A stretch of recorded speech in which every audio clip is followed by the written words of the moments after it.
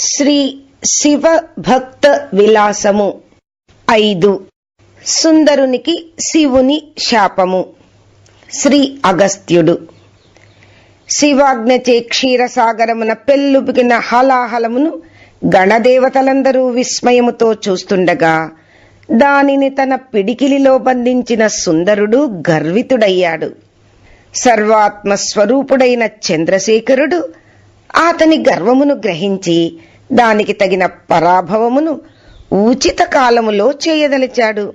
ఒక సందర్భంలో దేవి యొక్క ముఖ్య పరిచారికలు అనిందిత, కమలిని అనువారు అంబిక ఉద్యానవనమునకు వెళ్లి పుష్పములను కోయసాగారు. అదే సమయంలో పార్వతీ పరమేశ్వరులు ఏకాంతములో ఉండుట చేత సుందరుడు కూడా కైలాస పర్వత సానువులలో విహరిస్తూ గౌరీ మల్లిక ఉద్యానవనమునకు చేరుకున్నాడు. నల్ల మబ్బులలోని మెరుపు వలె కరిగిన బంగారపు ఛాయతో మెరిసిపోవు దేహములతో పలుచటి మోదుగు పువ్వు వంటి చీరలు ధరించిన వారు, మెట్ట తామర వంటి పాదములందు మువ్వల సవ్వడులతో కవ్వించు అందలు సుందరముగా పొందుపరుచుకున్నవారు, ఎత్తైన ఎర్రని కాలివేళ్ల కాంతుల చేత భూమండలమునకు పారాని పెట్టుతున్నట్టున్నవారు, మన్మధుని అంబుల పొదిని పోలిన పిక్కలు కలవారు, తాబేటి మేటి వీపును పోలిన మోకాళ్లు కలిగి అరటి బోదెలు, ఏనుగుతుండముల వంటి లలితములైన ఊరువులు కలవారు, పసిడి పలక వంటి ఉన్నతమైన కటిమండలము కలవారు, మన్మధుని రథ చక్రము వంటి పిరుదులపై నాట్యమాడు మణిమేఖలలు కలవారు, వళిత్రయమును ప్రకాశింపచేయు వటపత్రము వంటి పలుచని ఉదరము కలవారు, బలిసిన పాలిండ్లను విలాసముగా మోయువారు, మణిహారముల నడుమ తొంగిచూచు ద్రాక్ష పండ్ల వంటి చను మునులతో తమ సన్నని బాహుల లాలిత్యపు కాంతిచే వన్నె తగ్గిన భుజకీర్తులు కలిగి పత్రభంగములచే చెక్కబడిన అద్దపు చెక్కిళ్లచే ఉర్రూతలు ఊగించువారు,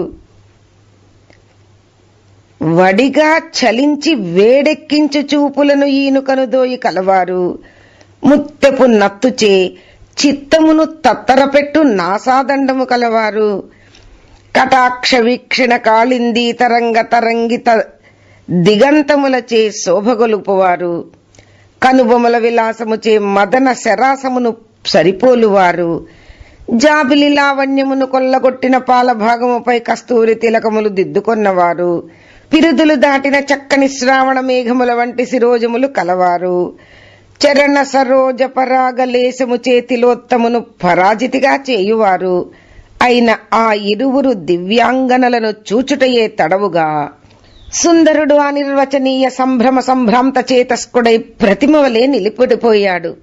అంత మన్మధుడు తన పూర్వ వైరియగు శివుని యొక్క ప్రతిరూపమే అయిన సుందరిని యందు పగ తీర్చుకొనుటకు తన శరంపరంపరల చేత అతని దెందమును చిందరవందర చేశాడు.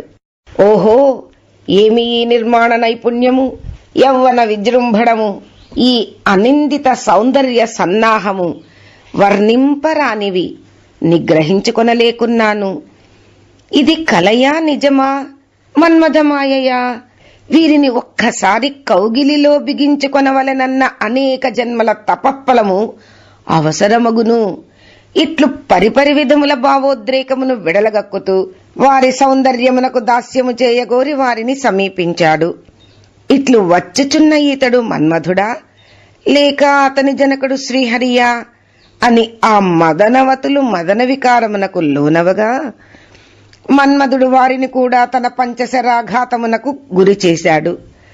వారిరువురు ఒకవైపున, సుందరుడు ఒకవైపున అన్యోన్యము పులకరింపచేసుకునిచు శరీరమంతటను పట్టు తప్పిన స్థితిని అనుభవించారు. వారు ఏమి చేయుచున్నారో ఏమి చేయుటలేదో వారికే తెలియదు. నిట్టూర్పుల వేడికి వాడిపోతూ మన్మథ వ్యధను అనుభవించారు.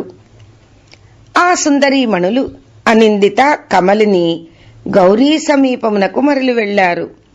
సుందరుడు కూడా పరమేశ్వరుని చేరుకున్నాడు. కాని అతని ఉనికిలో పరిపూర్ణమైన మదన జ్వర తాపము స్పష్టముగా గోచరించుచున్నది.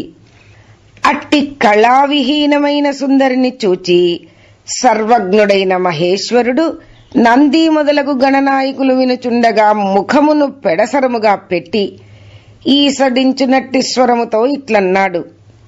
నిర్జితేంద్రియులు కామక్రోధవర్జితులు అయిన మహామునీంద్రులకు దుర్లభమైన నా స్థానమును పొంది నీవిప్పుడు చేయుచున్న వికార చేష్టలు ఎట్టివి? సిగ్గు సిగ్గు.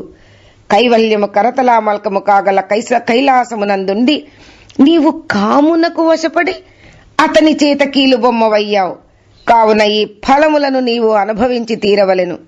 అందుకై భూమిపై జన్మించి ఆ వనితలు ఇద్దరితో కూడి ఆత్మజ్ఞానహీనుడగు మానవుని వలె సాంసారిక భోగములను అనుభవింపుము అని శివుడు సుందరుని శపింపగా పార్వతి కూడా అట్లే తన పరిచారికలైన కమలిని అనిందితలను శపించినది.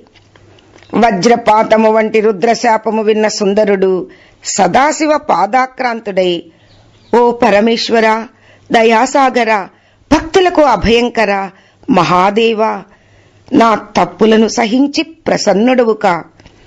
కలి ప్రభావము చేత దూషితమైన భూమి యందు నేను జన్మించుటానుగా పశువు వలె నిన్ను మరచుటయే కదా. ఓ పశుపతి, మనోవాక్కాయ కర్మలచే ఎంతటి మహాత్ములైనా ఒకసారి పాపము చేసిన దానికి నీ నామస్మరణయే ప్రాయశ్చిత్తము కదా. ఓ చంద్రమౌళి, నీ అమోఘ సంకల్పముచే నేను భూపతితుడనైనా నీ భక్తులైన మహేశ్వరుల యందు నాకు అసాధారణ దయా విశేషమును సంపాదించి పెట్టుము అని ఈ విధముగా పరిపరి విధముల ఆక్రోశిస్తూ పునః పునః శివుని పాదములకు ప్రణమిల్లి వాటిని గట్టిగా పట్టుకొన్నాడు సుందరుడు. ఓం తత్సత్.